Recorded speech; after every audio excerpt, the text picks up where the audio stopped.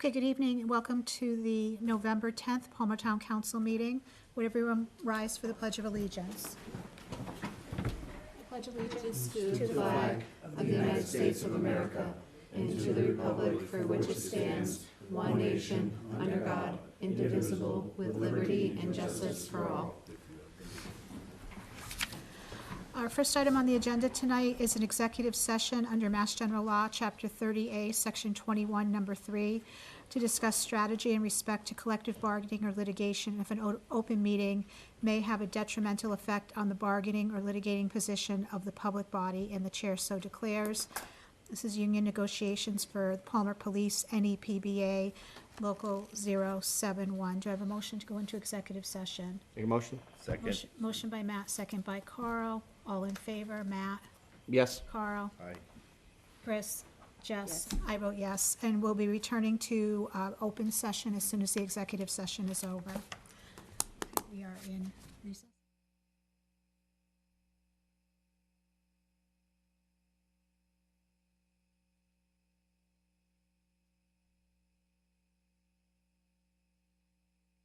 Okay, we are back from executive session. The next item on the agenda is visitors' comments. Did anyone want to speak tonight? Eric, Oh, come on you want to forward. speak? Butch, come up. Oh, hold on, Butch. There's a gentleman in the back. Yeah, you need to come to the microphone or they can't hear you from home or at home.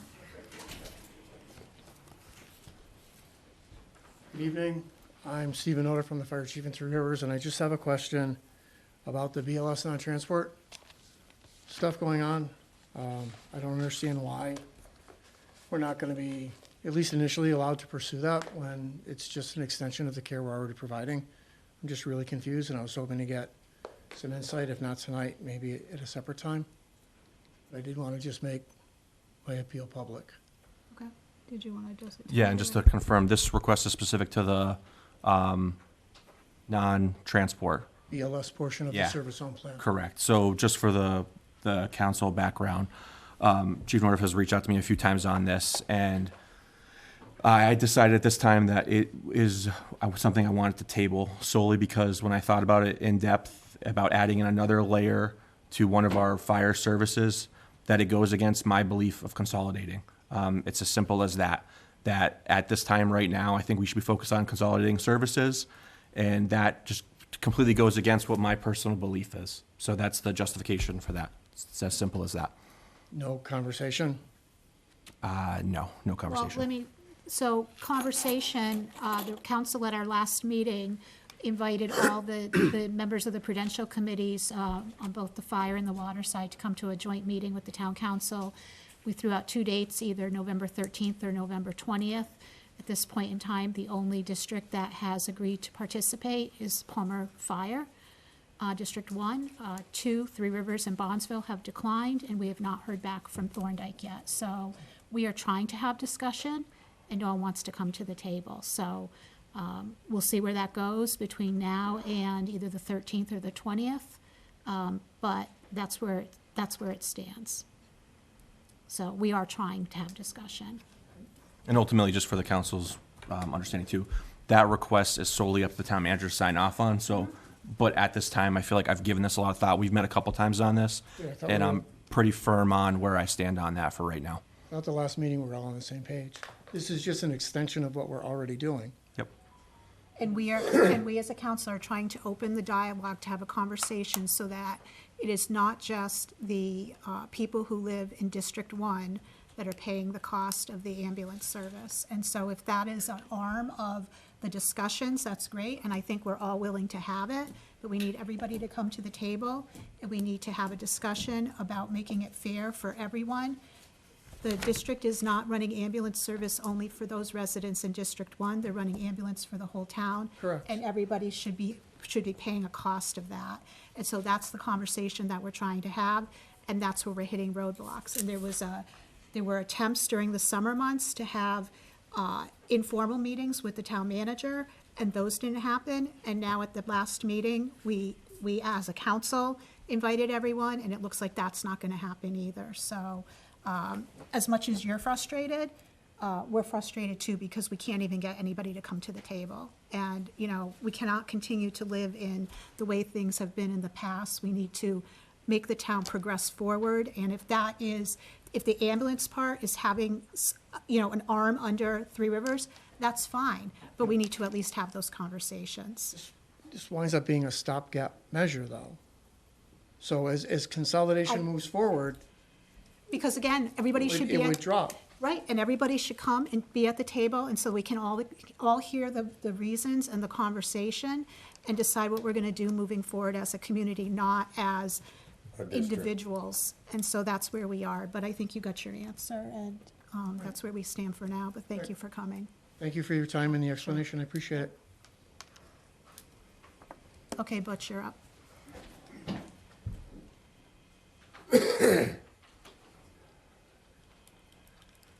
Steve Cosmeter, Thorndike. Who is in charge of sewer cleaning? Is it the highway department or the sewer department? Catch basins, you mean? Storm drains, cleaning, leaves, Off the top of them or inside of Yeah, them? I guess that's the, on top of them. that would probably most likely be DPW. There's not a crew assigned under wastewater that goes out and does any field work above ground. Because now with all the leaves falling, I'm seeing a lot of the catch basins are plugged up, including one in front of my house. I agree. No, and that's, driving by today with the hard rain, I noticed there's a few areas on that.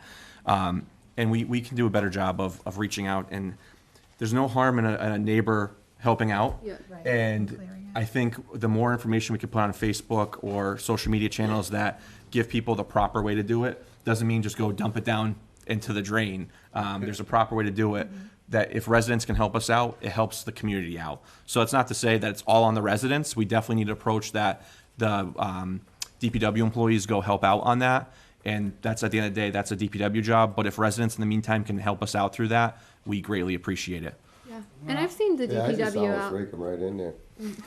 I've Well, they're seen, gonna come with the sewer sucker later. Maybe you want help. Probably not the best method, but I've Look, a seen, gift horse in the mouth. Way to go, Phil. Go ahead, Jess. I've seen both the DPW out cleaning the catch basins out, and then I've also seen residents, as you mentioned, cleaning them out. So I think, like, our DPW is definitely out there cleaning them. There's just so many of them in town that, you know, they probably just haven't gotten to the one in front of your house. Well, I haven't seen any in Thorndike anywhere. I've seen it. I've seen them in Thorndike myself. Well, I don't know, I don't think Because you I need mean, 'em that's up where on- I also live there, and You need I'm, them up on Hill Street.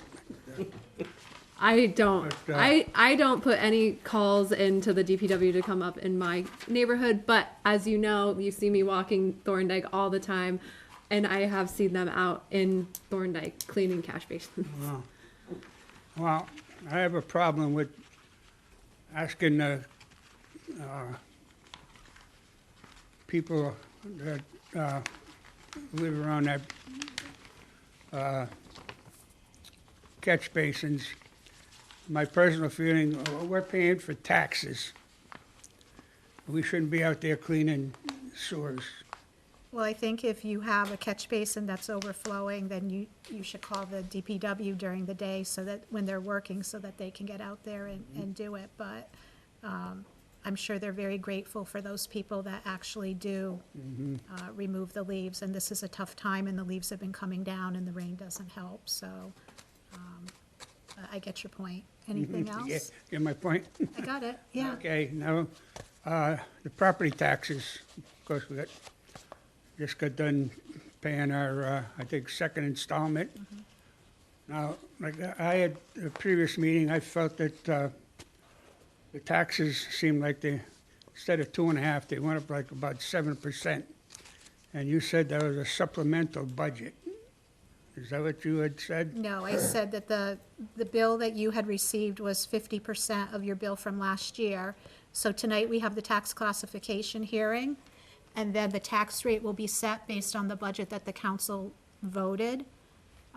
And we're gonna have a presentation from Rachel and the Board of Assessors in a little while. So if you wanna hold your questions, and maybe some of the information will be provided.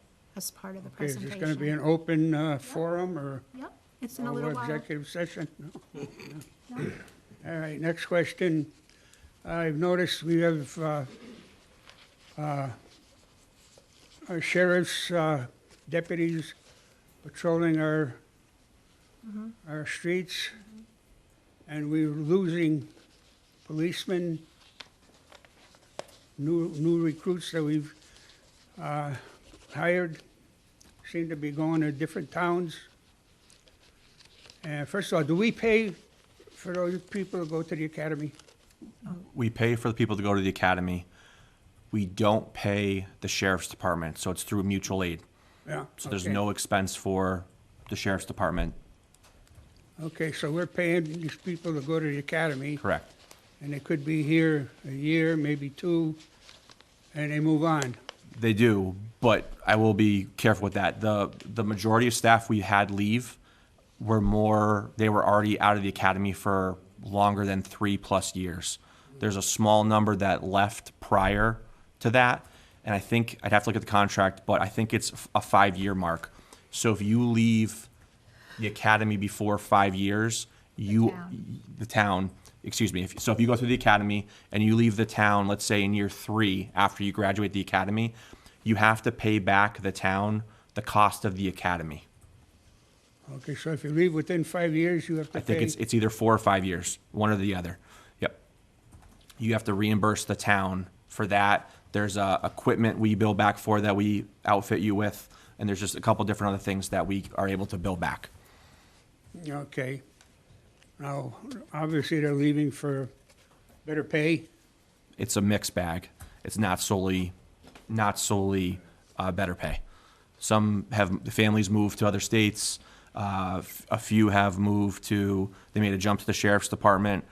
But to say it's better pay, it's not one size fits all. Definitely for some, there's no question about that. But it's not like it's a 90% mark they're leaving for better pay.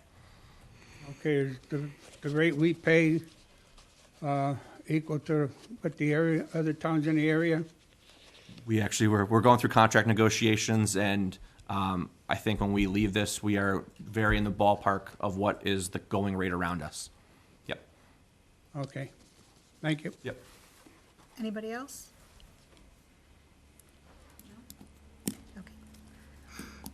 Next, we have approval of the minutes of October 23rd. Any comments, questions on those? Do you have a motion to approve? So moved. Motion by Phil, second by Carl. All in favor? Aye. Opposed? Abstentions. Old business, town council rules. Brad? Yes, so we have kicked this around, I think, since our meeting in June or July. And we finally reviewed in my office a few outstanding things. So if you flip through it, the main changes start on page 4 for the agenda. So we completely rewrite that section solely to really clear it up. Like before, it was a little bit muddy in that language. This kind of lays out the process of setting the agenda between town manager's office and the council president, and also making the agendas available to the public. And we're also going to start posting them on social media too. That's one of the other things that we talked about adding on there. So there's no questions on that piece. It really is no substantive changes. It just is we rewrote this so it actually makes a little bit more sense. Okay.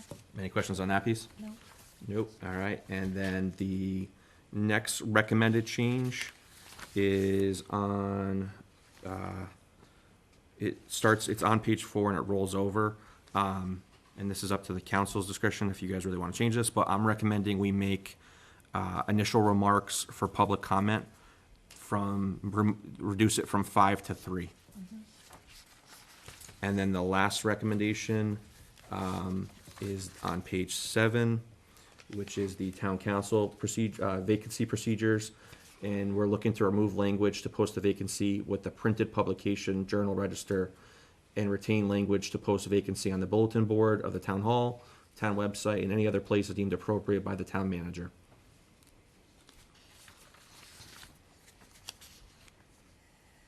Any Doesn't- comments? Yeah, the language that you put in here doesn't say printed publication. No, he's saying he's He's taking saying- that Oh, you're out. removing printed Correct. Yeah, I think publication. that crossed out. Isn't that a open meeting law?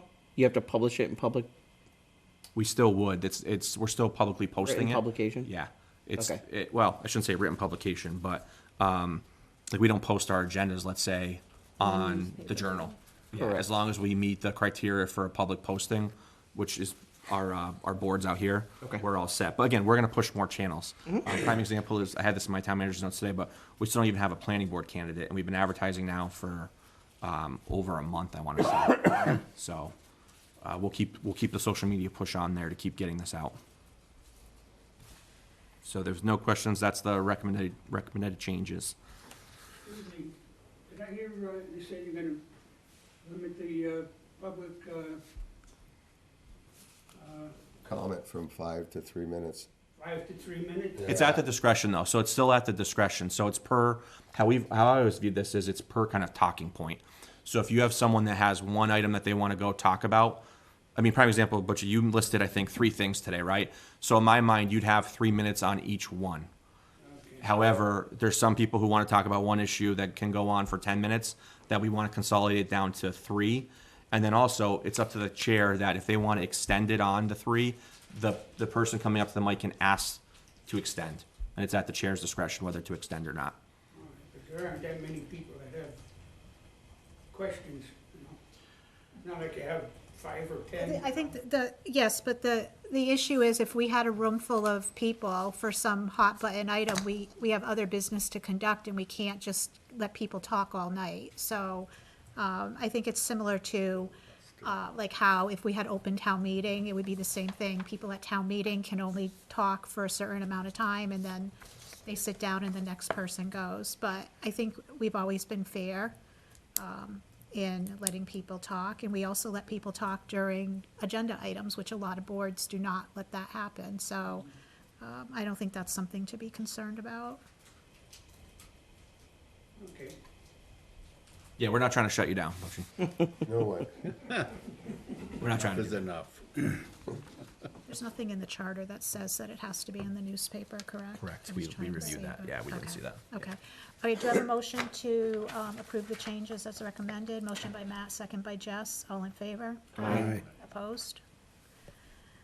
Okay.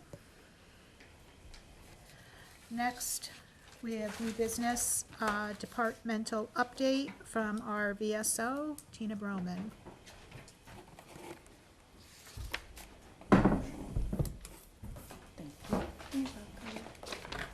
Hi, Tina. Hello. How are you? Good. For those of you who don't know me, my name is Tina Broman. I'm the Veteran Service Officer in Palmer and also interim in Sturbridge. Thank you, Ashley, for putting this together. I never would have been able to do this. So, so just give you a little overview about myself. I am an Air Force veteran. So today, this week has been very busy with Veterans Day activities. Thank you to your service for any veterans here and out there. So what it shows on this slide is that I'm dual certified at national and state veteran service officers. So what that means is I get training from the national level and also the state level on certifications to do claims, which is through the federal government. So one of them is NACVSO, National Association of County Veteran Service Officers. That is not something that everyone has to have at all. It's something that I chose to do because it gives you a whole other level of learning and other resources. The Massachusetts Veteran Service Officers, that is the state, obviously, and we have 2 conferences a year, and that's all about learning. Everything is about learning. We had an excellent conference that we just had in October. Sometimes you can go to those conferences and be like, I just wasted my time. It absolutely was not a waste of time. It was great. And the state pays 100% for the October conference, so it's well worth it. WMVSOA is just the section of the Western Mass portion. So each part of Massachusetts has their own association. And you can belong to it or you don't have to, but it's well worth it. We meet quarterly. And we're in constant contact with each other. We have different avenues to ask questions and things like that. We really support each other. which helps the veterans out, because if you have any questions at all, you have somebody who has knowledge of what's happening. A lot of resources and a lot of wisdom out there. Voice is an organization that I belong to, and what it generally is, it's a group of outreach specialists that collaborate on programs and strategies to reach veterans. There's a lot of veterans out there do not know what they have, what's out there, and you always want to make it an approachable event for veterans to go to, because a lot of veterans have heavy things in their life that they've had to deal with, and want to shy away from those memories, or whatever it is that they're dealing with.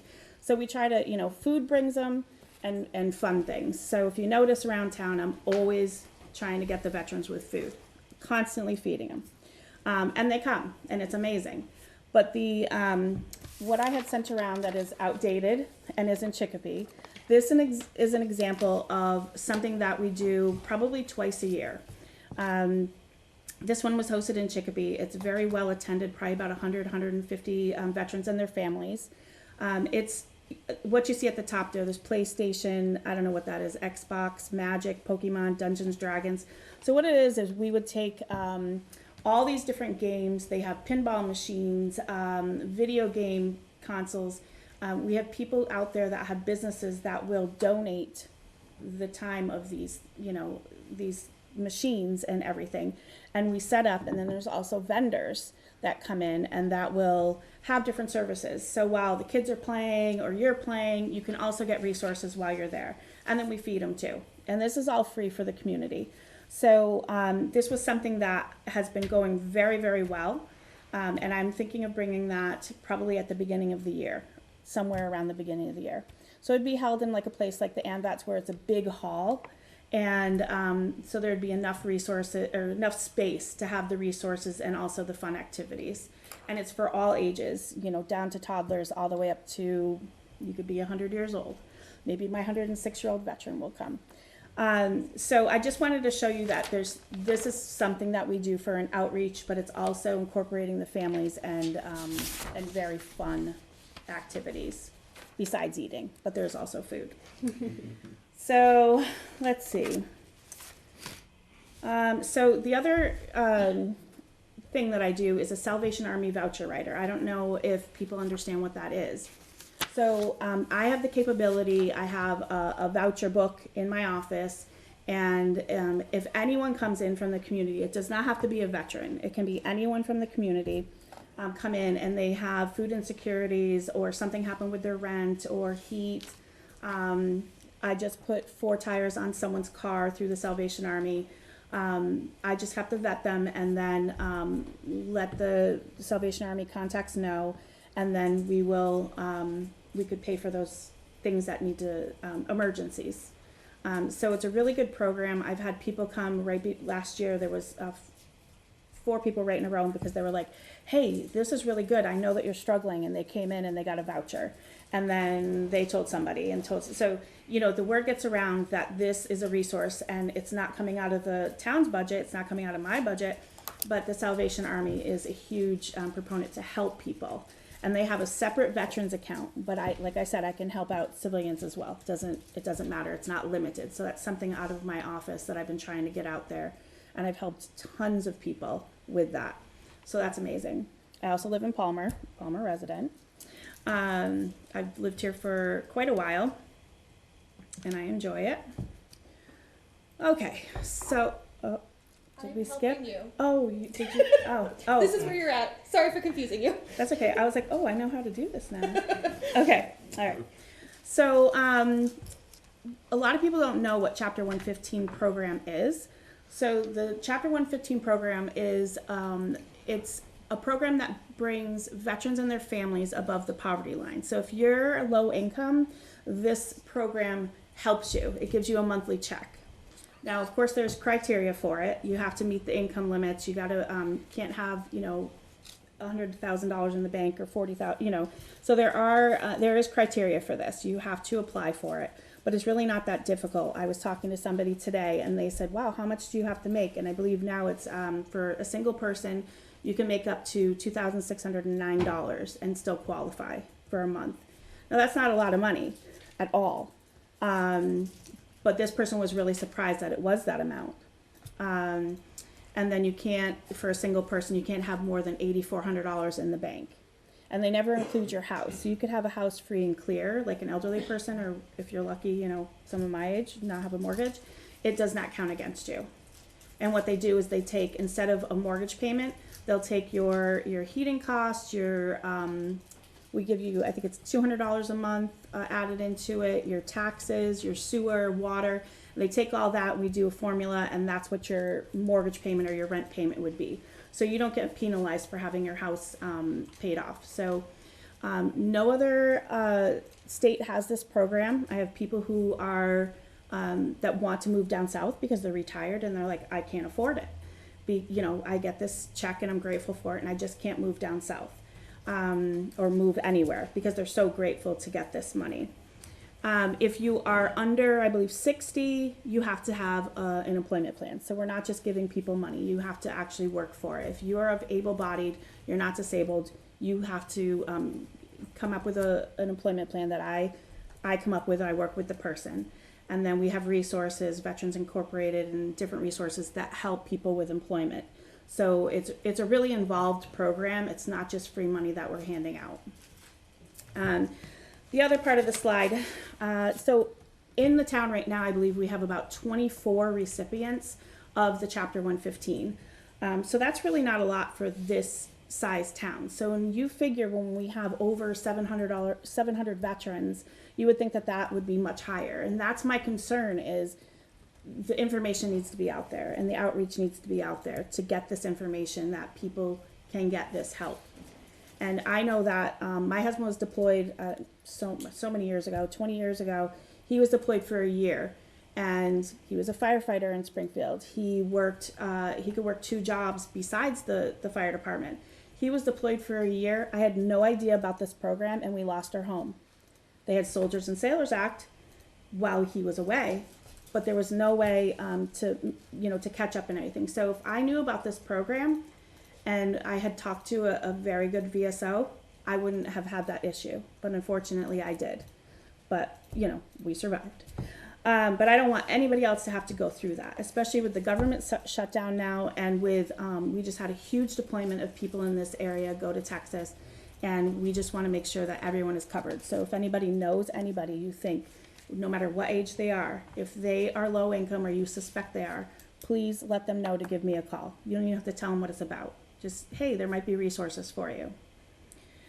So, and I also wanted to tell the town council, one of my goals, when Brad had talked to us about goals, was we were talking about getting rid of insurance premiums. And there's a thing called Mass Health Buy-in, that if you make a certain amount of money or under a certain amount of money, the state will cover your 185, or it was 174, 40 or 90, for like for I think it's Part B. Yeah. Okay.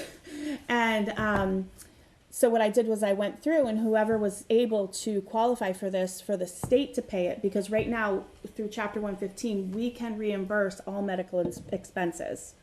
So they bring in their prescription receipts and things like that, and we reimburse these costs for insurance premiums. So what you do is you go through and you're like, hey, you meet that criteria, you can fall under Mass Health Buy-in. Means nothing for the person, because they're gonna get it taken out of their, say, Social Security check, but so, and then we give it back to them in our check. You know what I mean? So it's regardless of, they're still getting paid. So when we don't have to pay it anymore, Social Security's paying it. So I've saved, I know it's not a lot, but from May till now, we've saved a little over $2,300 for the town. So you times that by 12, however many months. I think it's 4 more months. That's a chunk of money. So I was happy to be able to do that. Sorry I didn't do all the figures, but I'm happy to say that it is working and it is bringing us down. So at the claims part, I had talked about you had to be accredited to do the claims. Claims are very, very in-depth. So when I give you a number of 45 claims that I've done since January, that's on my rolls, and some of them may have started last year, it's a lot. it's very, very detailed. You have to investigate. It is a lot of work. And you also don't have to just, you're not limited like Chapter 115 to our town. You can do anywhere because it's federal. So like I just helped somebody, someone I served with 30 years ago, I helped her mother with a claim and she lives in Michigan, a widow. So it didn't take long. I did it and it was worth it for me. But as you can see, I help out other towns as well. Even though these places may have fabulous VSOs, word of mouth gets out, and if you've helped somebody, they're like, hey, go see this person, you know, and so you are obligated to, by law, to help other towns. You can't turn veterans away. So it is, I'm getting paid by Palmer, but I am helping other communities, and that's the law.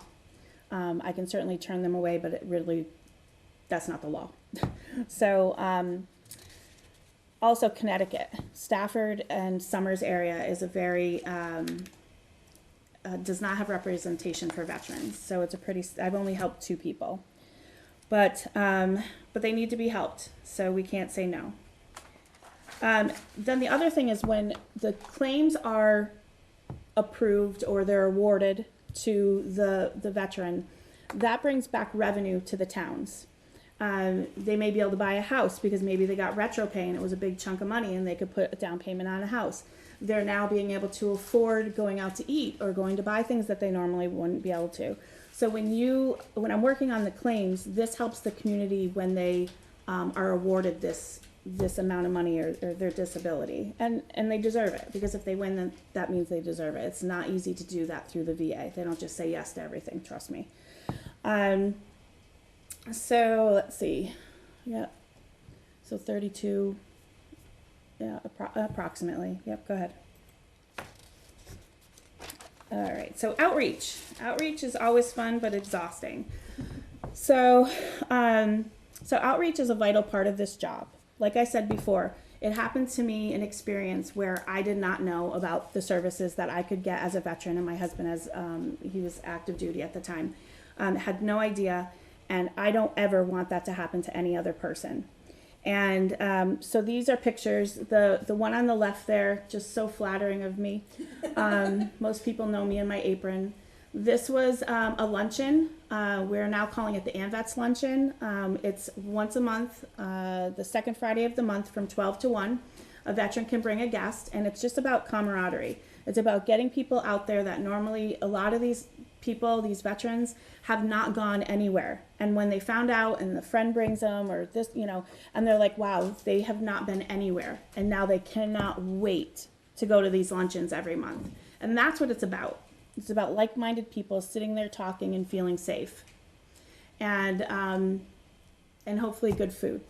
I make that. So we also have a gentleman in town who I believe is 106, and he still comes to our lunches every month, and I cannot believe he eats like nobody's business, and it makes me so happy when I go over there and the chicken's down to the bone, and he's great.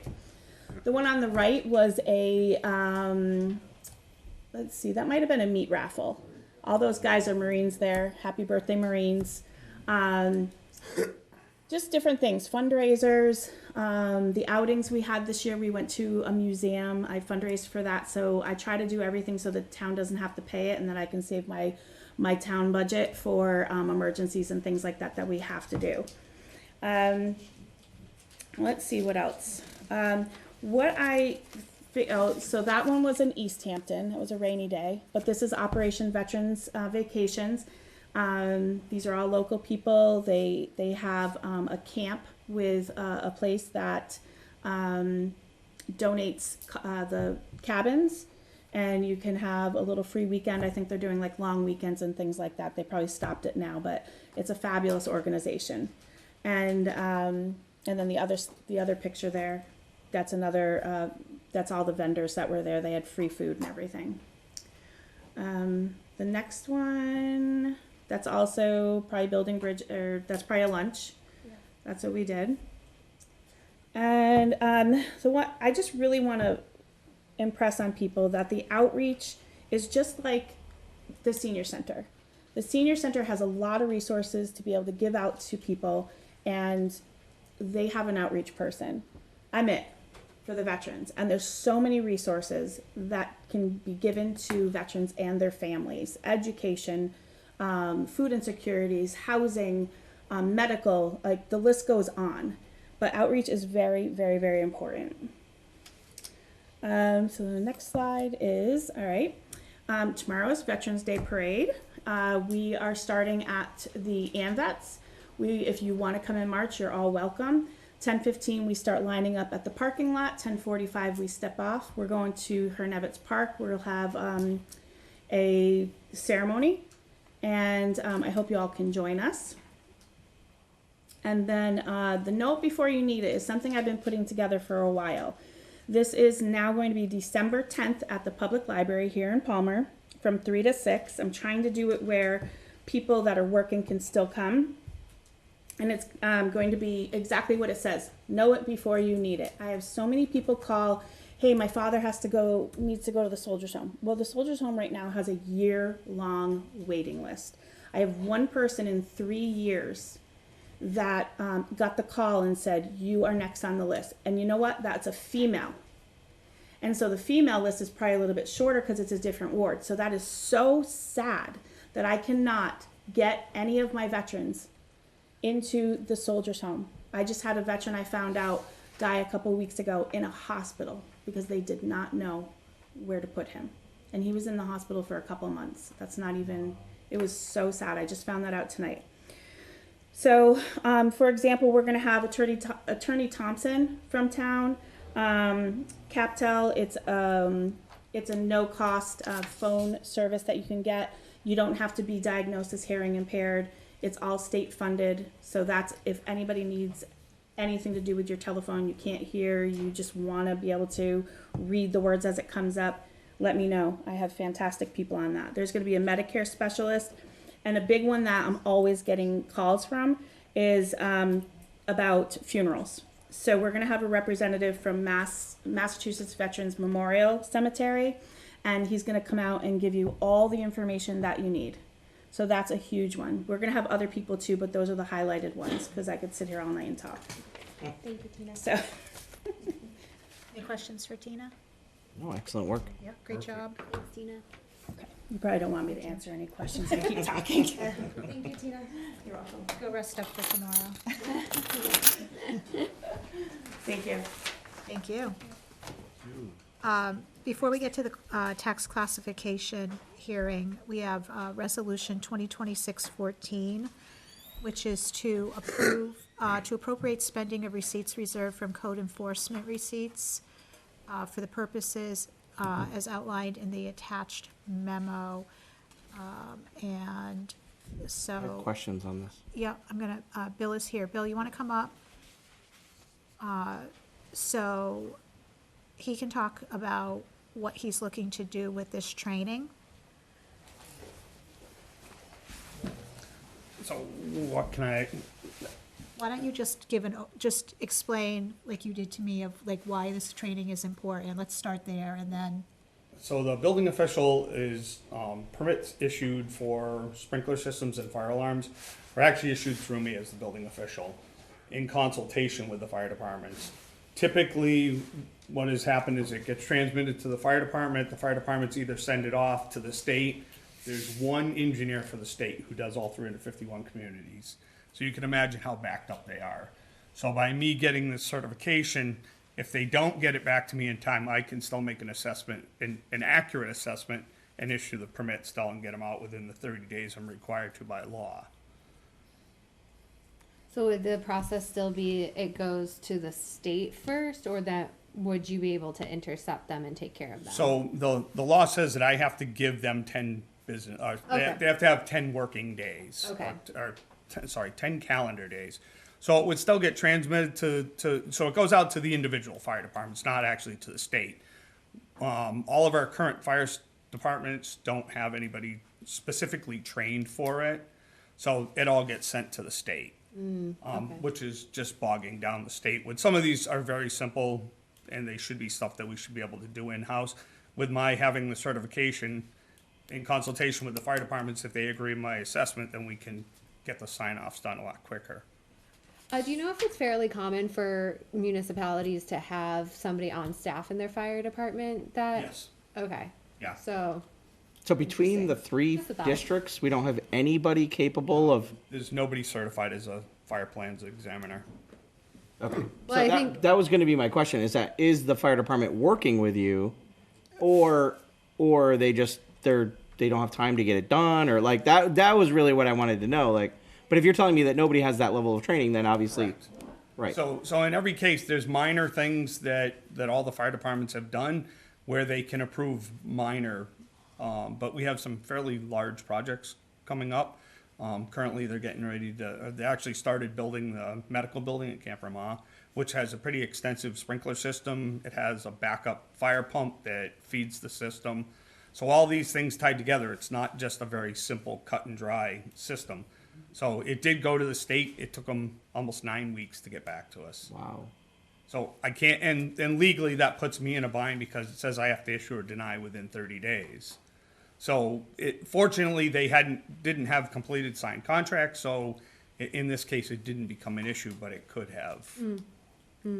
So this certification is gonna help push a lot of the smaller stuff along. And you have the resources to take the training and get it done and I be do. the guy? Okay. Yep. I just want to make sure, because I did hear you spoke earlier that you said, because I bumped into somebody that said, hey, I'm the new guy doing building inspector. And I'm like, wait a second, what happened to Bill? And I'm like, Bill's here still, right? You know, I'm like, oh, Yeah. nothing happened to him. No, So you we- do have somebody helping, I'm assuming. I do. Okay. So we hired a new inspector about 3 weeks ago now. He's part-time, works Mondays and Tuesdays. Primarily now he's handling the residential stuff to take that off of my plate so I can handle more zoning and all of the commercial projects. So this is something that I'm doing on my own time. It's something that we need to do. So it helps me to get to where I can issue permits within the 30 days. Because I don't want to jeopardize my license. I jeopardize my license and it comes back to hurt the town eventually. So you're saying after 10 days, if there was somebody in the fire department that was qualified, they could have done this? Correct. Or they can ask for an extension of up to 20 days. But again, that puts me in a bad position because now I have to do, and if there's a problem, then we'd have to issue or deny the permit. Just surprises me out of 3 fire departments that there's nobody and none of them. So this is a very specialized field. I think Cappy used to I think do that. that if we had one fire department and we had all of our resources pooled together within one fire department, maybe they could have a salary that would support a Just person to surprised do they're that not on work. top of this. That's just my thought. So in the end, you're actually helping the town become more efficient, and you're going to be able to get things done a little quicker, and you wouldn't be held up with so much red tape because you'd have the skills and the knowledge to get it done. Exactly. Nice. And that's what we need, because right now I think that I've heard more complaints about being held up because of scheduling and time and things like that, that I think this is going to help us progress Well, in the future. it doesn't. I don't want to. We're already backlogged. So at some point, Bill will give you a department update of where we stand for our permit numbers. I know we're through the roof on various things that it's going to backlog Bill even more. So I just want to be transparent on that we're going to have that discussion at some point to say, hey, do we want to kick this back to the fire? Should they be compensating us somehow? Again, we have to work that out behind the scenes. Got it. But ultimately, we need to put a solution in place right now. Right, because we don't want to lose opportunity to the town of Palmer. Right, you know, right. businesses come in because we can't get things done in a timely manner, and I think that's a Or huge, something gets missed. I think Right. that's the biggest piece on this, is that something falls through the cracks that we don't want. Absolutely. I'm on board. Bill, what's the time period for you to get this certification? So doing it part-time, it's about 6 months. Okay. And then do you have to do, like, research every so often? Yeah, so there's upon completion, there's a test. And then I have to maintain 1.3 hours or something a month towards it. Okay. And the NFPA has made it really easy to do continuing education. It's just all Zoom classes to continue it. Okay. All right. All right, so do I have a motion to approve the spending of $3,150 from the receipts reserved code enforcement fines account? Make a motion. In accordance Second. with Mass General Law, Chapter 148A, Section 5. I have a motion and a second. Any questions? All in favor? Aye. Okay. Okay, thanks, Bill. Thank you. Okay.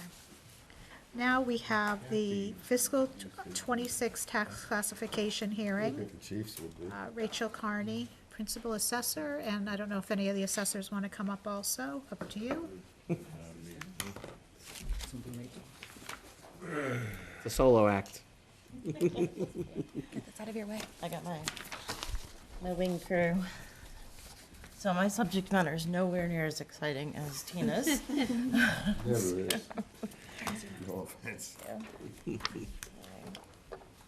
I'm thinking back to last year's presentation right now, where you said that things were, everything's a year behind, so I'm waiting, anticipating to hear the numbers on this one. Oh, okay.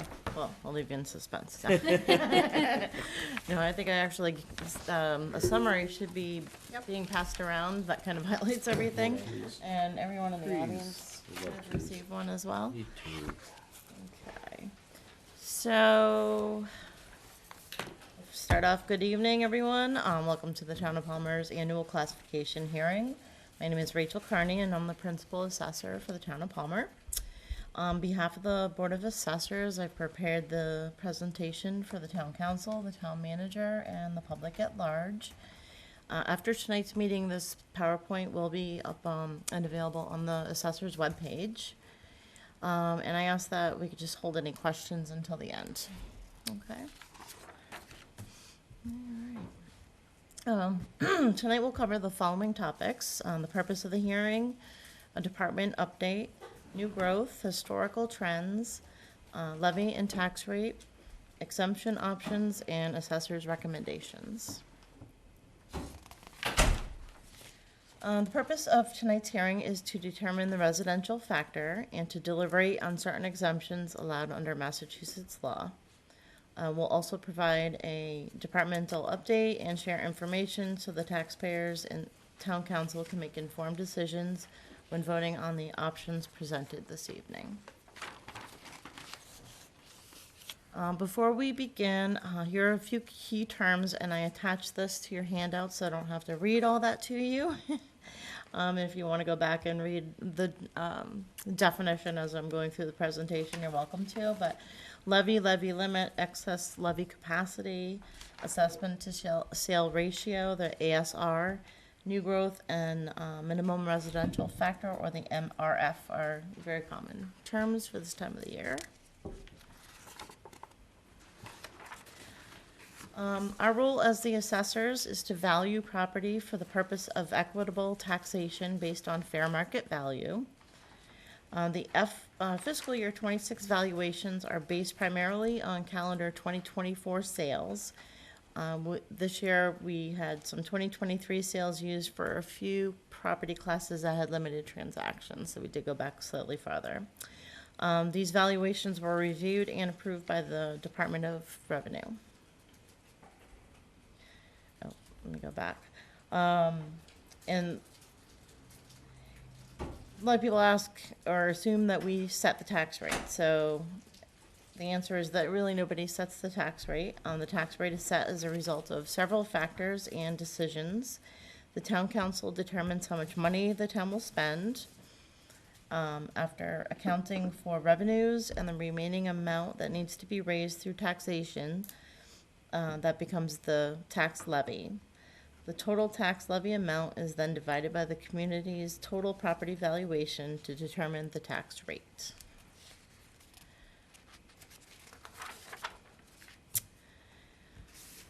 This slide provides an overview of the main tasks completed by the assessing staff over the past year.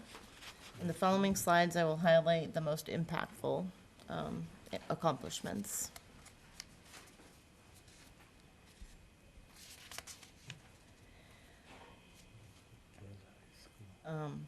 Departmental goals. We've got 3 main goals targeted for the coming year. First, we want to conduct a comprehensive analysis and review of all the cost tables, including residential land, outbuildings, extra features, to ensure they accurately reflect current market conditions in Palmer.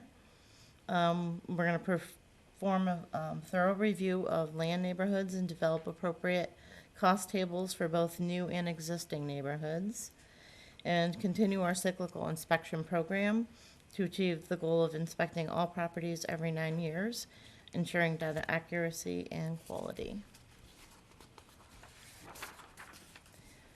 Property inspections are one of the most important functions of the assessing office, as accurate data ensures equity and tax distribution. This past year, we hired an on-staff data collector and began developing systems to improve accuracy and efficiency. Inspections are triggered by several actions, including property sales, building permits, and abatement applications. Additionally, the Department of Revenue requires all properties to be inspected every 10 years, known as cyclical inspections. In the past year, we completed 451 property inspections. And despite our best efforts, some properties may still be assessed above market value due to inaccurate data or unseen conditions. And that's why all property owners have the right to appeal between January 1st and February 1st of each year. In fiscal year 25, the assessors received 88 appeals and 40 abatements were granted, totaling $43,008.61 in adjustments.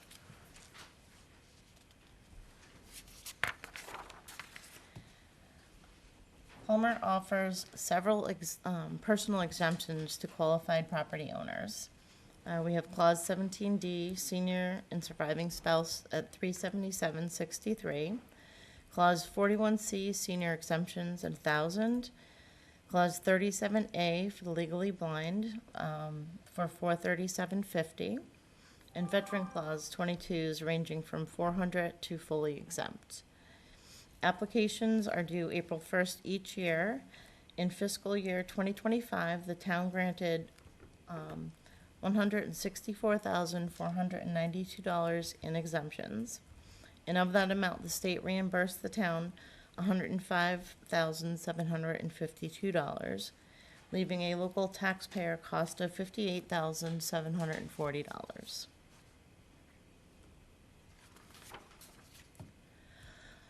New growth is an important indicator of the community's economic health. It reflects new construction and development activity.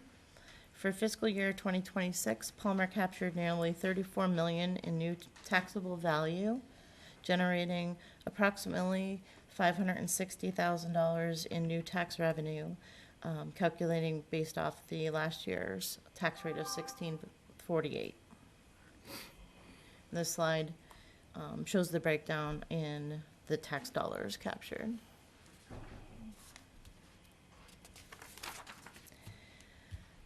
I have a few on new growth, so bear with me. This is an 11-year trend, and I wanted to go back 11 years. You're good. Planning, yeah.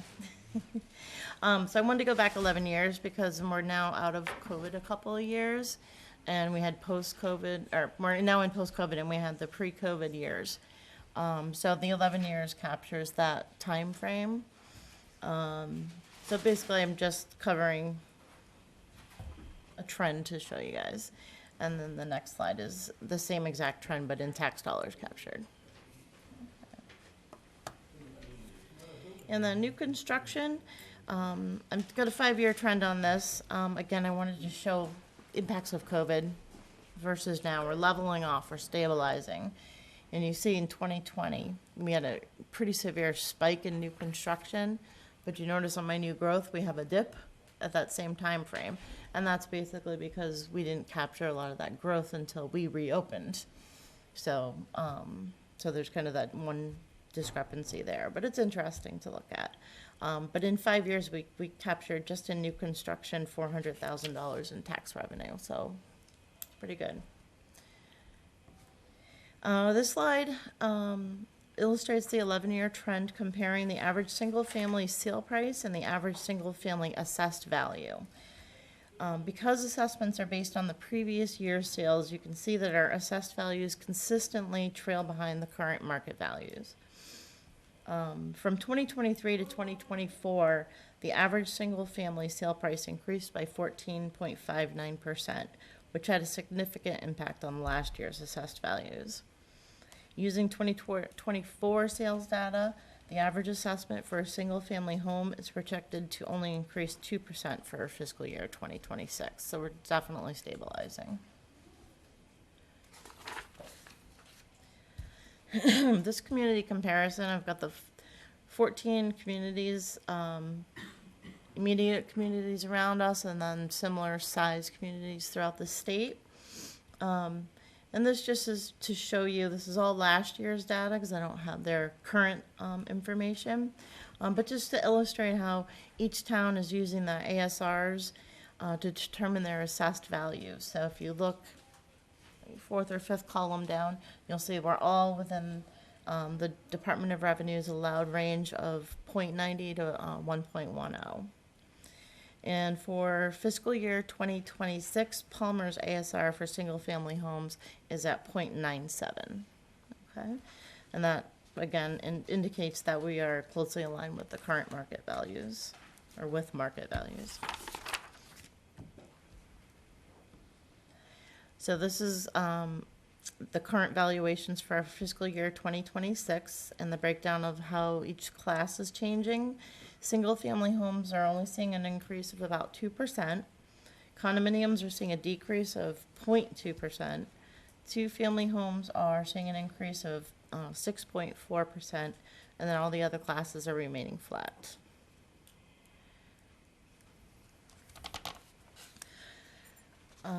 So now that the values are set, we've got to determine the levy limit. To determine the levy limit, we start with the total budget. We subtract estimated receipts and arrive at the amount that must be raised through taxation, or the tax levy. For fiscal year 2026, that levy amount is $25,202,403.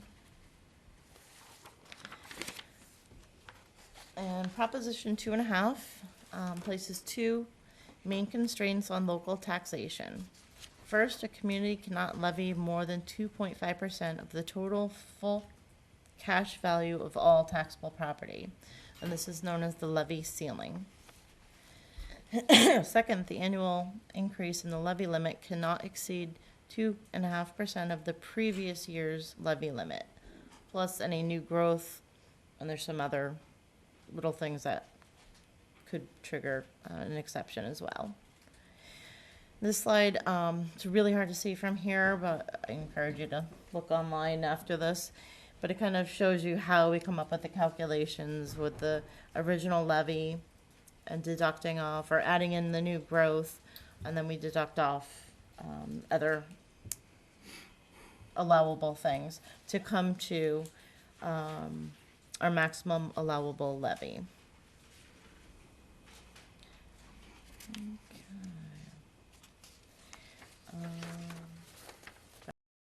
So.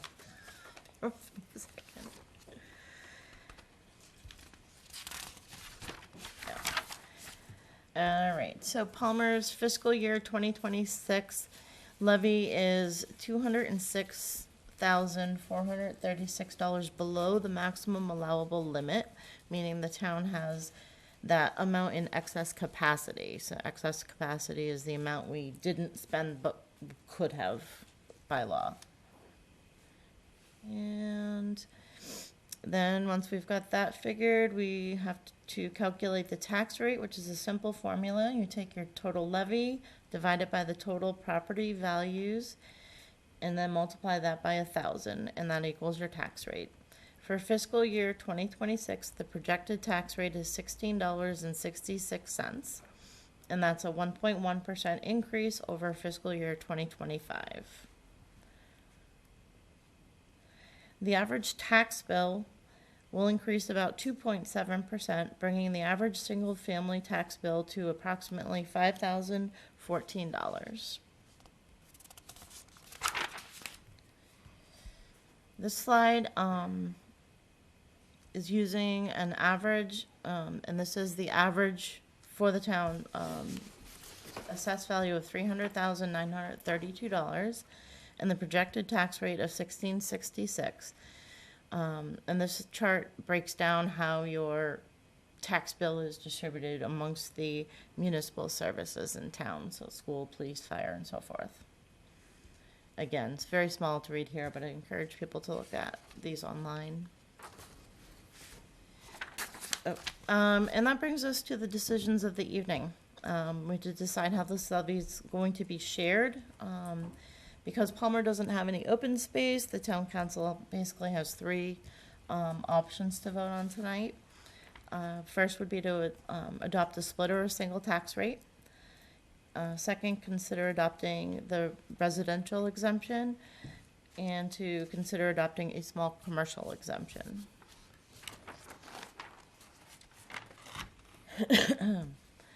This slide illustrates how the levy is shared under a factor of 1, which represents the single tax rate. As shown, the majority of Palmer's tax revenue comes from the residential classes, which accounts for approximately 85% of the total levy. The commercial, industrial, and personal property classes combined contribute the remaining 15% of the levy. So implementing a split tax rate would shift a greater portion of the tax burden to the commercial, industrial, and personal property classes. This shift could discourage new businesses from locating in Palmer and may even prompt existing businesses to leave, reducing future economic growth opportunities. This slide shows the actual impact if we were to shift the tax rate, and shows that they are significant to the CHIP classes with very little benefit to the residential classes. And the residential exemption, this shifts more of the burden onto the non-owner occupied properties, typically used in large cities or resort communities with many seasonal homes. Small commercial exemption applies to small businesses in properties valued under $1 million and employing fewer than 10 people. It shifts the tax burden within the commercial class and is not granted to the business tenants unless they own the property. And the Board of Assessors recommends the following actions for fiscal year 2026. To adopt a single tax rate or a factor of 1, do not adopt a residential exemption, and do not adopt a small commercial exemption.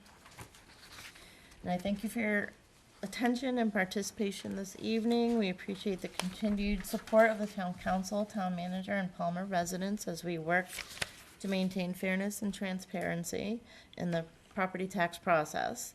And I'll now turn it over to town council to vote. Any questions? This is a public hearing, I guess. So any questions from the public? Tax rate last year was what, 19 and change? Something in there? No. Was it lower than that? 7? No, it was lower than, so the projected tax rate this year is 1648 was last year. Oh, so it's not So- that, yeah. Yeah, 1.1% we are gonna go up. Yeah. Is this the first time since COVID that our tax rate's expected to go up?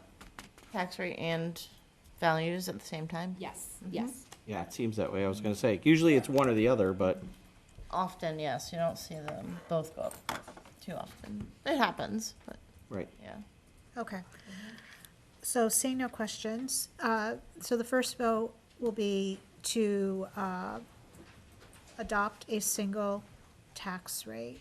Do you have a motion? Make a motion. Motion by Matt, second by Jess. All in favor? Aye. Opposed? Next, we'll be looking for a motion to vote to not adopt a residential exemption. Make a motion. Motion by Matt, Second. second by Jess. Any comments? All in favor? Aye. Opposed? And the next, looking for a motion to not adopt the small commercial exemption. Make a motion. Second. Motion by Matt, second by Jess. Comments? All in favor? Aye. Want to Opposed? abstain from that? Probably not. I have one. Whatever you want. You want to Is it abstain? cool with me? No. Well, it would shift the burden more to you if that's the case. What? You'd want a single rate. Stop it. So Carl abstained, I think. Do we want to vote on the open space? I think we did last year, just Because I to cover didn't- ourselves. Well, I wasn't sure, and I think I was just covering all bases. Yeah, mean, I do don't you- believe we have to. If we don't Okay, have it, yes. Then that's Yeah, fine, okay. that's fine. I know I looked back at last year's and I'm like, we did vote on it. yeah, I think that was just me doing. Yeah. Do better you want to safe just than repeat, sorry. so tax bills will be going out, by law, they have to go out By by the January first. 1st, so it's Yep. not anything the town does on purpose, it's Right. by law. And Plan it around Christmas, believe No, me. and then if people have, if they have questions or concerns, they can reach out to you. Mm-hmm. And if, they can also file for an abatement, you said by, February 1st. February Yep, so 1st. January 1st to February 1st, we accept those applications. perfect. All right, Okay. Thank you. thanks, Rachel, good job. Yeah, you always do a really good job. Thank you. I appreciate it. I know it can be a complex topic for some. It's hard to speak enthusiastically, Yeah. I guess. I love it, Rachel. I don't know about everybody else. Thank you. Thanks, Take care. okay. Next item on the agenda is a vote to accept an anonymous donation of $5,000 to the Council on Aging. Do you have anything you want to add on that? or- Did they submit a backup memo? Did we get anything? Yeah. So, I vote that we accept it. However, I will ask for criteria of what it can be spent. If someone can That's put what I that was in writing. just, that's what I was just gonna ask Me you. too. I asked her that. Was it any purpose or a specific I asked, I purpose? replied in emails, and I think you did too. Yeah. And she said that there was no specific purpose, but if you want more clarification. I would vote to adopt it, but I can tell you guys in the back of it, we'll get detail of what that can be spent Okay. for. Okay, do you have a motion to accept? Second. Motion, second, whatever. Motion by Jess, second by Carl. All in favor? Aye. Aye. It doesn't count because he's gone, huh? Yeah. There you go. Really gotta say aye, Aye. aye. He said aye. Accepting a donation of $5,000. You in Hand favor? it over. Is that a yes? Yes, Okay, it's a yes. thank you. Okay, next item is to request for amendment to zoning, a temporary moratorium on standalone battery energy storage systems. This is a vote to just refer it back to the planning board for their public hearings and their vote. Do you have a motion to do so? I have questions. I mean, they're not here to answer, but I'm just assuming that this is safety related with all the other Yes. news around the area. 100% what this is. And it's, again, no final decisions being made, just referring back, Mm-hmm. and they'll come back to us with the final recommendations. Understood. Yeah, we don't want this. I make a motion. Do you have a second? Second. All in favor? Aye. Opposed, abstentions? Okay. Next, we have Town Policy C, 250, Vehicles and Traffic. Brad? Yep, so this is chapter 250, under the policies of the town. And my recommended changes, actually, it's more notifying the council. In the ordinance book, it calls out that these policy procedures are approved by the town manager. I just have to give the council notice. So the major change on this is it's really just correcting what the current practice is. The old policy had that between the hours of 1 a.m. and 6 p.m., you could only park for 1 hour of time between December 1st and March 31st. Again, we don't have officers patrolling that. It doesn't make sense to have that unless there's inclement weather. So what this policy does, will implement language in there that's specific to inclement weather, and the chief of police or his designee will then notify the public of what the parking ban is. So again, it's just to clarify practice rather than the old policy that, again, we were not following by any means. Right, so the only thing I want to just mention on that is number one, yes, we don't have anybody to patrol that, but there are areas in town where people need to park in the street because they don't have any parking on property. So when we do, the only thing I'm asking is that if we implement an odd or even, because I don't think we've ever done that. We didn't. So we talked about this exact scenario in Right. length. And we talked about possibly putting in there where if it's an odd year, you start with the odd side. What we didn't want to do is we don't want to put that in writing because we want to change for cleanup purposes. So when the message first goes out, the chief will say odd or even side is allowed. But at the same time, at some point, we need to switch because we want to be able to clean up the other side. So I didn't want to put in writing that on an odd year. Totally understood. So it'll be out in the messaging. Got it. So we'll just be clear when we do put out our parking bans. Exactly. Perfect. Yeah. And again, there may be a scenario where it's a perfect storm and we have Right. areas that we cannot allow parking on a different day, on a Right. set day. But again, we'll take that as it comes. Right, and in the past, we've always opened up town parking lots for that. Yeah. So, right. So one of the things that I've noticed in the winter is other towns very religiously post on, on the TV. Yep. On the local stations, and so that's, the ribbon down below, it's there. We don't do a good job about doing that, and I think that would be helpful, because there does seem to be a lot of confusion in the winter, whether or not people can park or not. And then, I'm assuming this is now gonna be, instead of it being a winter parking ban from this date to this date, So inclement weather. it's right, so Exactly. it's like, unless we tell you. Yep, you're right. There's you no can parking park. restriction. Yeah. Exactly. So I do think too, it would be helpful if we could get that message out again. Yeah, we're coming up with before- the season. We can now. Well, even yeah. before that, there's gonna be some changes. Right, and the language change doesn't just limit it to winter parking ban either. So if there's a need for us to create a parking ban for some reason. Correct. It opens the door for Right. that. Yeah. Exactly. Or the snowstorms in April that we've been Yes, there getting. you go, exactly. That's not happening.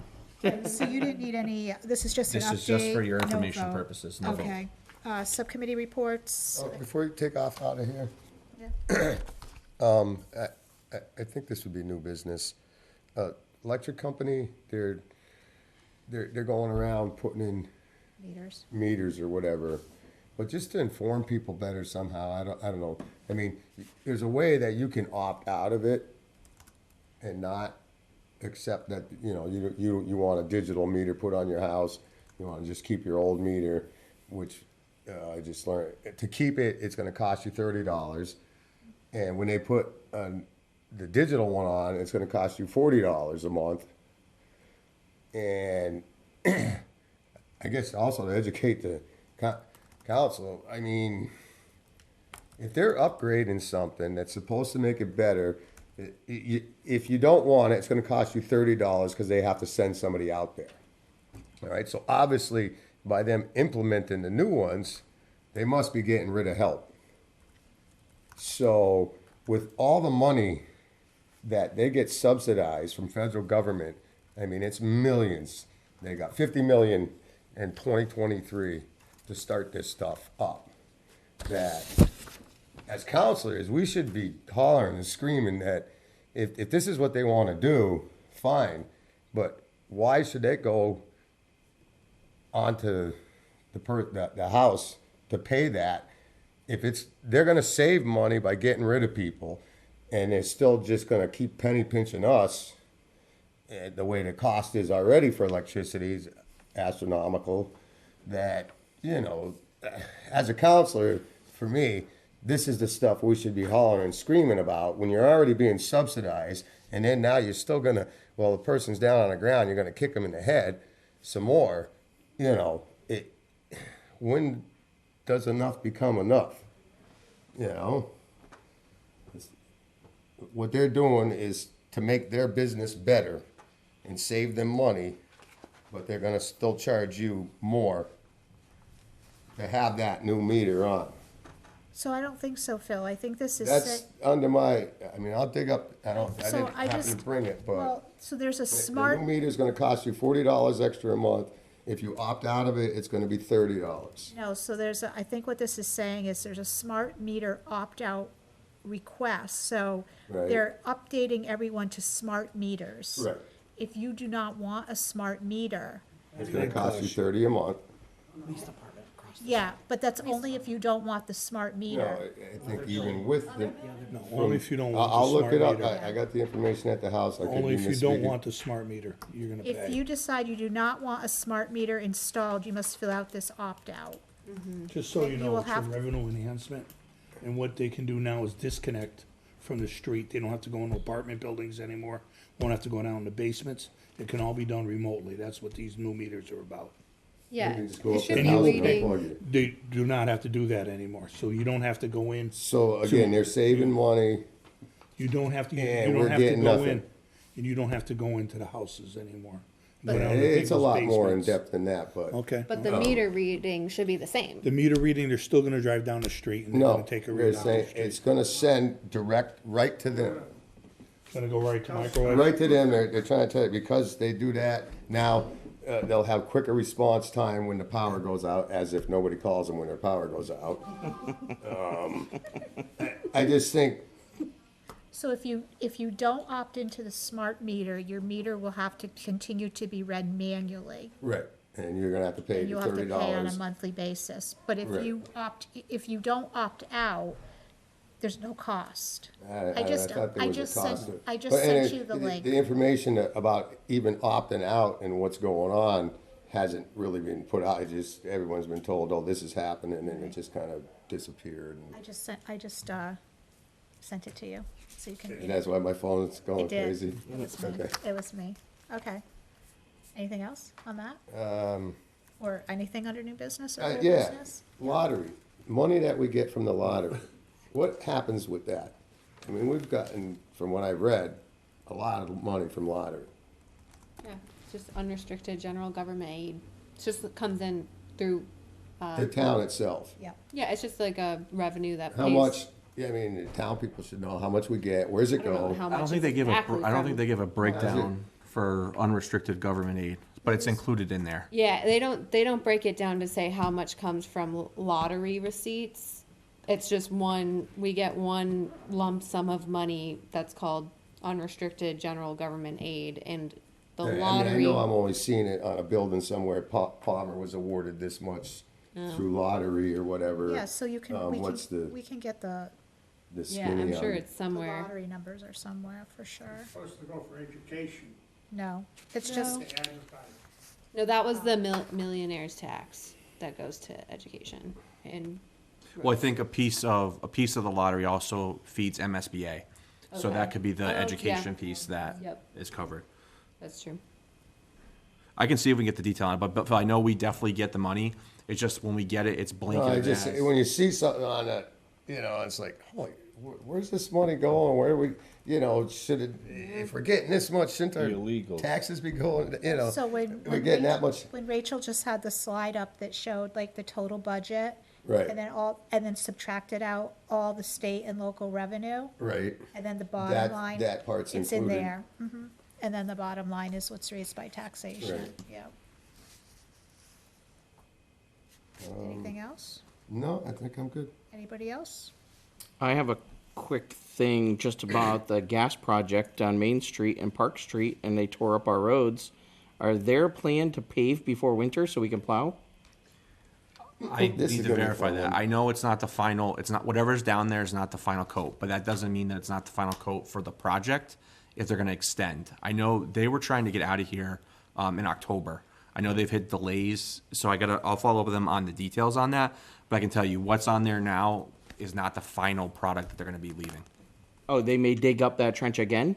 Not that they may dig up the trench again, but they may Wider. They're gonna, repave, they're gonna repave it. So the existing condition that it's in right now is gonna be replaced. Does the town have a policy or DPW have a policy on, because I know we had this issue down here a couple of years ago where I think it was the water department or one of the utility companies, they dug up like a brand new road. if it's a brand new road, they have to, Like, there is a, do a half, they have to, if it's a brand new road, they have to go from end to end. yep, These guys here, from my recollection, they only have to pave what they disturb, which I think is kind of nuts. But I think they're gonna have to go, they're not gonna go just this wide. They've gotta make a nice, clean, So Rich had sent an email last week, because I had but asked. a new road, I know, there's asked always that, more, and I like think a it 5-year said that was moratorium not on the- it from the side to final- side. It wasn't Yeah. the final pave job, and then they had to pave out further than the trench. Right. okay. So they're gonna They have to go grind? like 2 feet on each side, I think. But the paving companies. I know, are we're running out of close. time, that's what I'm Yeah, saying. it's not gonna happen. Right, so what are we gonna do? It's our Main Street and our other Park Street, our two main arteries in town. I got a question too. All the dirt that's flying on everyone's building and housing, Are they gonna send someone with cleaners to clean our places and making it I doubt it, full? I doubt it, Carl. There's some kind of silt that they're bringing up. I don't know what it is, Oh, but it it's- gets all over your it car. It's gets like lick- everywhere. Yeah, it's really fine. Yeah. So this is the email I got from Rich.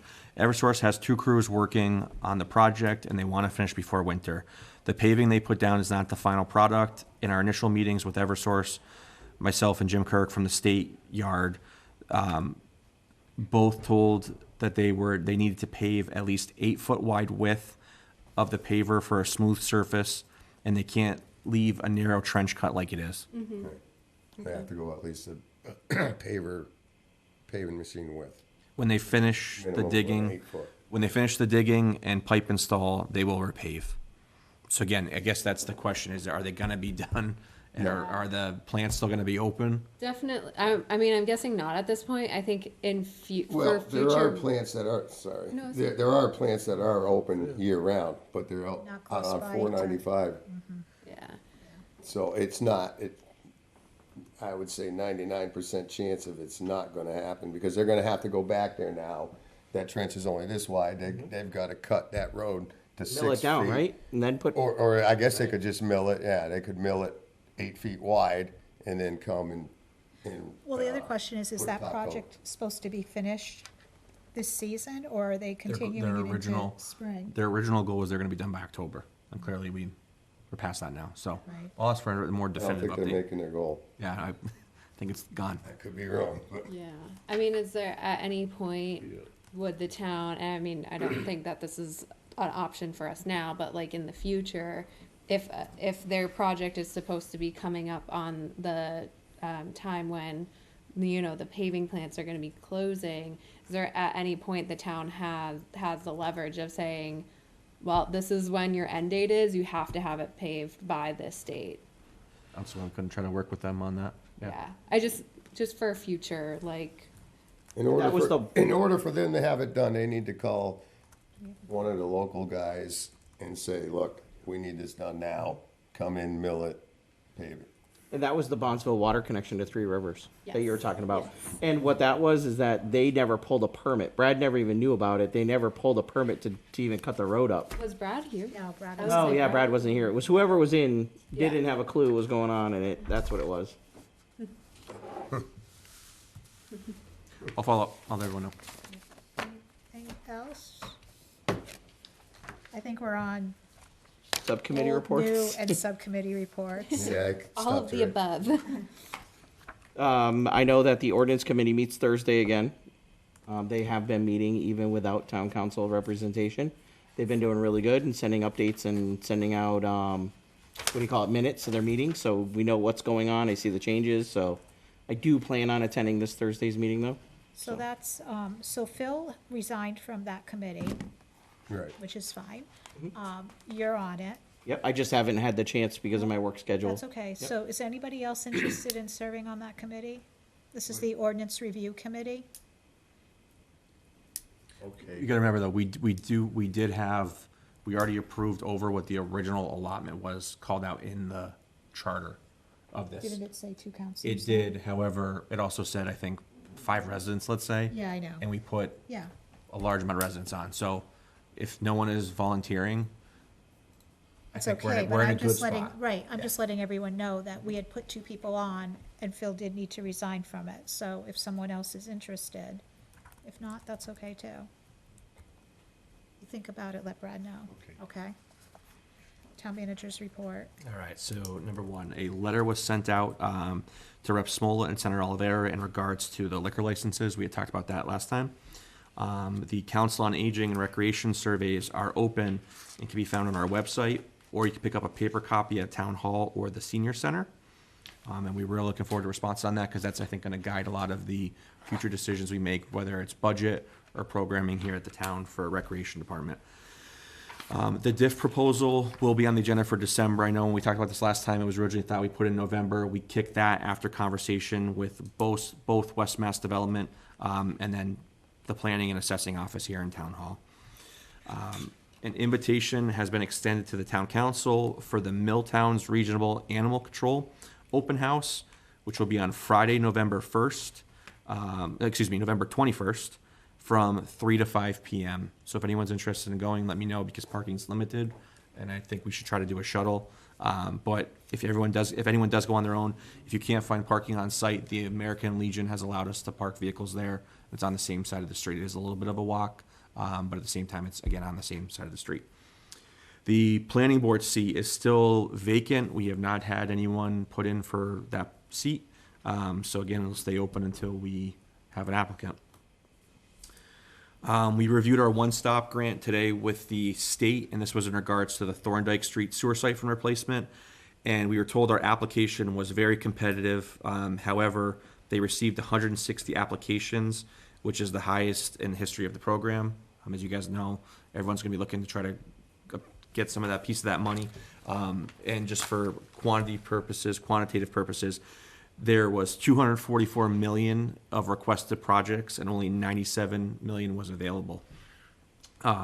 So we think we're in a good spot. We will be obviously continue to apply for that. But the one piece that they did mention was to have a more solidified funding source from the town already approved. I guess they said that'll make our application a little bit more appealing because that was one thing that a lot of the projects they approved already had done. So whether it's not we do a bond authorization, again, doesn't mean we have to go forward with it. Or one thing they highlighted was the DIF district was a big checkbox for them that when we applied, we didn't have the approval on that. We will have that next go around. So again, having money available and showing what we've done behind the scenes is something they're really looking for a future application. The Community Development Office was awarded a $850,000 grant from the Executive Office of Housing and Livable Communities. Most of the funds as part of this grant will be directed to the improvements on Front and Park Street, and I expect the Community Development Director will be joining us next month for an update on the area around Herneverts Park and also talk about the grant. The Town Council District meeting in regards to the joint meeting with the fire districts and the water districts, as Barbara mentioned before, the RSVPs, they've only received back confirmation from Palmer Fire and Palmer Water to attend. So my question for the council is, do we want to maintain having that meeting on the 20th? And then once we do that, there's 3 locations possible for it: the library, the town council meeting room, or the PD community room. And I'm not sure where we have that. Each one has pros and cons. I thought we would have a bigger crowd, so I thought originally the library made sense, but now that we're down to only 2 districts, only 1 district technically, 2 departments participating, does it make sense to either have it here, or does it make sense to walk from that meeting altogether? I think we're committed, and I think we should do it. Well, we We should didn't- still hold the meeting. Oh, so we're doing it on the 20th? Correct, confirmed on the 20th. And the options, if we're gonna continue it, is either the library. The limitations on the library, unfortunately, is that there's only 4 wireless mics, so it's not perfect audio. If we have it here, obviously we have all these mics here, and it's live here. The negative on the police department is it's only recorded, it's not a live feed. So there's pros and cons on all of it. Honestly, with 2 districts, my thought, again, I keep saying 2 districts, 1 district, 2 departments, would be to have it here, and we could create some setup where we could fit everyone in. There's still time between now and the 20th also for them to participate, so. Right. There is, I gave them a deadline though, because just for Understood. scheduling Right, meeting for scheduling. purposes, I Right. asked for last Friday to be the cutoff date. I get it. So they don't want to come to the meeting then? the other- So we'll just consider Palmer 1 district, even though it's fire and water. They confirmed, Bondsville declined, Three Rivers declined, and Thorndike did not respond. Can they be forced to come? Nope. Nope. They're elected just like we are. But I still think it's on the council to still maintain that meeting, even if 1 district shows up, because I think it just shows that we are committed to moving forward, but we still need to let the townspeople know that, hey. Yeah, and, you know. and residents from any district can come in and voice they can be pro or con. It doesn't, we're open for all of the comments, whether, again, it's, hey, let's continue on consolidation, or no way. So it's not like we're stopping residents from those districts, even though their board's not representing them, they can still come in as an individual and voice whatever way they want to voice. How many people does the police department hold? Do you know? I don't. My guess is it's, when it's all set up, maybe a little bit more than this room, but not a ton. Yeah, I would maybe a little bit more. Yeah, not, But then yeah. the library doesn't hold much more than I think the library holds about 100. 100 people? Yeah, I think there's about 100 chairs that they had set up for the rail meeting. And why don't we decide this by the end of the week, where we're gonna have Well, it? solely because I need to let PAC TV know where to set up, but I guess it doesn't harm us by doing it by the end of the week. Okay. Just as those are our options. Yep. Okay, yeah, we'll figure it out. So we'll have that meeting regardless, just as we get to finalize the venue. Location, yeah. And that was all I had. The only thing I'll note is we have two community events coming up. Obviously, as Tina mentioned, Veterans Day Parade tomorrow, starting at AMVETS. Kickoff is at 10:45, leaving AMVETS, and then we'll finish at Hernevitz Park. And then on the November 29th, Light Up Palmer, the community celebration, is from 3 to 6 p.m. at Depot Park. That's all I got. Excellent. I just have a question on the siphon project, when they're saying that if we had funding in place, it would have been. More advantageous for them, or Yeah, it would have so, scored a little but bit better. that's a how many $million project? 6 to 8. So again, what I guess what they're saying is, and there's no harm in us getting approval on it because we just take no essentially action on it. But what they're saying is they want to see that the council is saying, hey, we're ready to borrow and we approve this. And then the state match will come into play, whatever that may be. So that's where a diff comes into play. A diff helps, because a diff's not finalized yet. We still have to work through that, but a diff will help offset. Will help us. right? Exactly. Yeah. Because that's a funding source. Correct. Got it. Right, but $6 to $8 million is a lot of money. They Yeah, you're wouldn't right. be able to afford that. No, and the cap on the grant is really what they pushed for was around $5 million. Was kind of, it's not a set in stone cap. They don't advertise that, but that's kind of what we took from the call today was that's the. Can we do it in phases? Wait a second. So it's a $5 million cap for the most part, and how much did? 6 to 8. 97 million was given out. But that's where not all projects are at Yeah. the 5 million mark. They're Okay. they're Yeah, varying. Right. Yeah. What was, do you know what the highest amount they gave out? I didn't ask that. Again, if 5 million is not a set cap, it just is. It's like a. It's like Can a we note. roll it out in phases though to get to the end of project? Technically? We're going to talk more with Time Bond next week about what the possibilities on a few different things. Okay. I mean, maybe not one lump sum, but smaller chunks that we can absorb. Yep. Get there eventually. Again, and I was very like they kept stressing that we are right there. It's not like we scored below that we weren't even on their radar. They kept emphasizing that we are. But this is the second time we've been declined for this, right? No. I was saying, was that our feedback that last time? I thought so too. So That we so didn't the- borrow? Think of it 3 phases. Phase 1 was we applied for design and construction money. Okay, we got denied there. We then applied only for design last year. We got approved for that. Now we applied for construction money by itself. We got declined again. So we got design money on it. So I mean, hey, it's a step in the right direction. It shows that they're interested in this project. I just got to imagine that that's a competitive. If you've got 244 million, you got to do a lot of redlining to get down to the 97 number. Yeah. And when do you have to apply for that again? Next spring, I believe. Yeah. Is there anything we can do in the interim to keep the project moving, or is? I mean, they're still working on behind the scenes on like defining the scope and the construction piece a little bit more. Okay. But that was the other thing too. They highlighted was that we could do some permitting Okay. to make sure permitting is all squared away, which Sure. again looks favorable in their eyes as well. So yeah, we can continue on with that. Okay. It just is we're not there yet to say permitting is going to be $100,000 because if that's the case, then I make the recommendation to you guys. We pull it out of Yep. retained earnings and then we move forward on it. Yep. Okay, So more as to come long on as that. there's still ways that we can kind of move forward. And you said you were meeting with Time Bod too, so I mean, obviously engineering is still going, so. And again, when we mentioned just the fact that we already were in the process of a diff, you could see like that's something they really look for to say that there's a funding source behind it, and the town's making a committed effort to make changes and put money aside for that. Okay. Miscellaneous correspondence, anyone? Counselors Roundtable. Yes. Three Rivers Chamber of Commerce, Christmas on the Common will be December 7th from 2 to 6 p.m. with Santa, Meme Rondo's Donuts, ice sculpture by Mr. Rondo, hot chocolate, Santa on the fire truck, hopefully. If we have nice weather. He might be busy. Yeah, Santa's a busy man. And he's busy. I'm just saying, if we have nice weather, that's what I'm saying, because last year was like an ice storm or something that hit. It was really bad during that time. Did you do a rain date last year?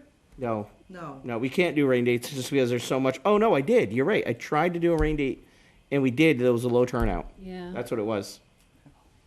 Oh, he got moved to the cultural. Didn't Santa get moved? Yes, because the Festival of Trees was going on, we scheduled Santa because he was already scheduled for the park to go up to the Festival of Trees at the PHCC. Just about. Yes. Santa's busy. Anything else, Matt? It works one month. I have anything Okay, else? anybody else have anything? One day. Motion to adjourn? So moved. Okay. Favor? Aye. Okay, good night. That's Phil and Carl. They're getting it.